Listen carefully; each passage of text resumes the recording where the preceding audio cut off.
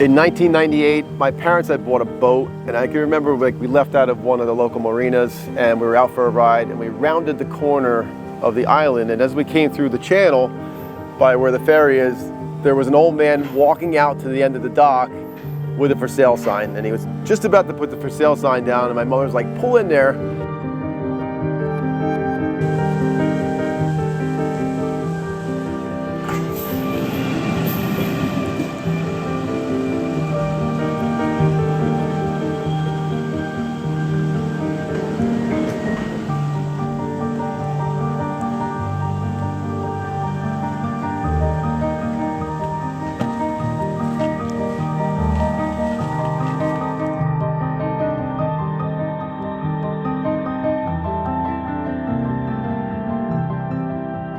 My parents ended up buying the house to have as like a family camp, and it stayed that way for a long time. We spent a lot of years up here being on the lake and really enjoying the house. My father loved this place. Fast forward to 2019, and my father passed away, and my mother was really like considering what to do with the house, and she didn't want the responsibility of taking care of it anymore, looking to kind of simplify her life. And we made a decision as a family that Joanne and I and the boys would buy the house and kind of make it our own, not realizing just how much work we were going to put into it.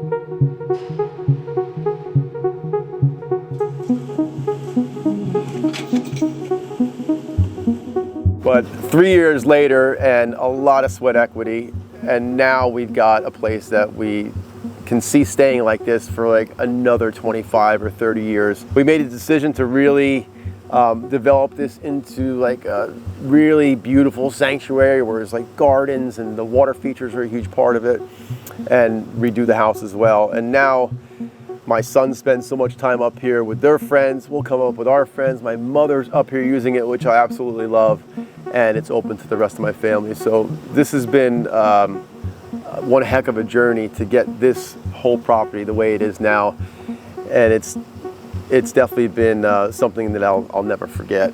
Starting with the fact that I had to come up with an idea on what I wanted to live with. And I'm hard to please because I'll constantly, as time goes on, I'll change ideas or I'll have new inspiration from a project I'm working on. And like, oh, that's what I want. And it was hard to really just pin down a final design here because it just all kind of flowed very organically to come together. But the way it turned out with, now we've got these walkways going to different areas, and I really love to incorporate elevation into a landscape, especially something where it's not a huge yard, because it gives a really nice set of separation and creating little clutch spots for people to sit, have conversation, enjoy each other's time, and appreciate the environment that they're in. So having these staircases, having these fire pit areas, and then gazebos, even the bridge, where it's all separated by these water features, was crucial to making this turn out the way that I was envisioning. Now, some people might say, why would you have water features when you live on a big water feature like the lake? I love the lake. We're not big boaters. I like to really just be immersed with the lake water around me, but I absolutely love the sound of falling water. It just does something to me where it just brings your whole energy down to like a more centralized place. You've got the negative ions coming off of those cascades, and it changes the whole mood. So I wanted to have water features here. Of course, this is what we do for a living, so it was natural that I wanted to have that as part of my house, but it really is the lifestyle that we live. Even at our own home, we've got a bunch of water features just because I love it. I love falling water so much that I was fortunate enough to turn it into what we do for a living. And the fact that I can live my passion every day at my own home is just a huge, huge plus.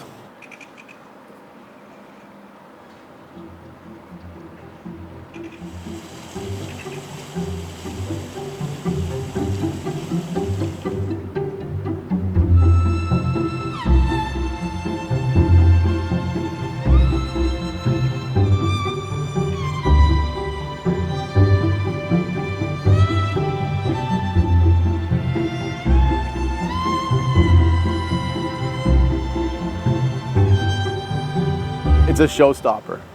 There'll be boats that pull up in front of this house every single day. We'll sit here and watch them, and they're taking videos and pictures and like pointing at it. I'm pretty certain this is probably known as like the bubbling vase house or something like that. I'm sure they came up with some sort of name for it.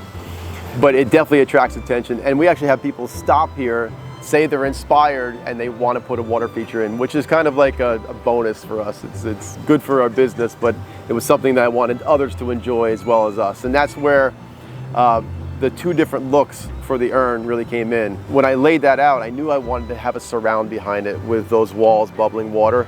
And at night when it's lit up, you look over and you really have to wonder what you're seeing.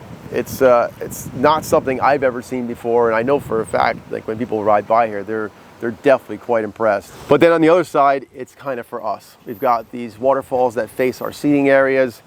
We've got the sound of the water that permeates up towards the house, filling this entire landscape and home with that beautiful sound of water.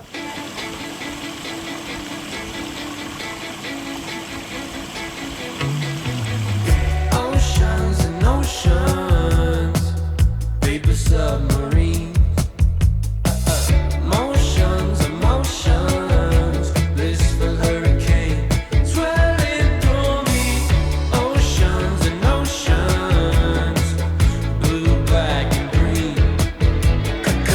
Motions to motions, even with the ship, I'm still drowning. What am I gonna do with all these feelings? Even when the moon cries, leaving us alone, lights fading now. Even when the sun shines, or when we got no way out. Love runs dry, I will not leave your side.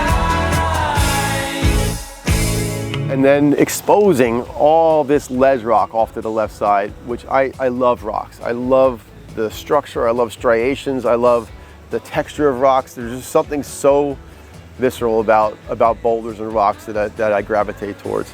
So it's a natural material that I could just stare at a large rock all day long, just appreciate all the time it's been on this planet to get to look the way that it does. So exposing that ledge rock on both sides of this water feature was a huge element for me, because as we started digging and uncovering all the stuff that was here, we found these pieces, which proved to be a big pain in the neck when it comes to actually creating this water feature, but it was worth it in the end, because now it's a giant part of it. Like, it really, you sit down by that fire and you've got this huge boulder and then there's a stream cutting through the other side of it. I can just sit there. It's like staring at a painting for me. Water features are art. You're crafting something from nothing out of raw materials, and I appreciate art. For me, painting is not my thing. It's that moving, flowing, cascading art that I really gravitate towards and I love. Hand in hand, face to face, slow jams by the fireplace. A clock runs slow above us on the shelf. These different vignettes that we have throughout the yard is really the biggest payoff. It's the biggest payoff for us, and Joanne and I are so appreciative of everything we've gotten in this life and because of this business and what we do, and this is the culmination of that. So I hope you really enjoy the visual aspect of what we've created here, because I know my family will enjoy this for decades to come. Thanks for checking us out, guys. Hit that subscribe button, share this video and all our other videos with friends, family. We'd love to get them to experience what it is we're doing here at Atlantis Water Gardens, building beautiful water features and showing you how we do it. We'll see you on the next one.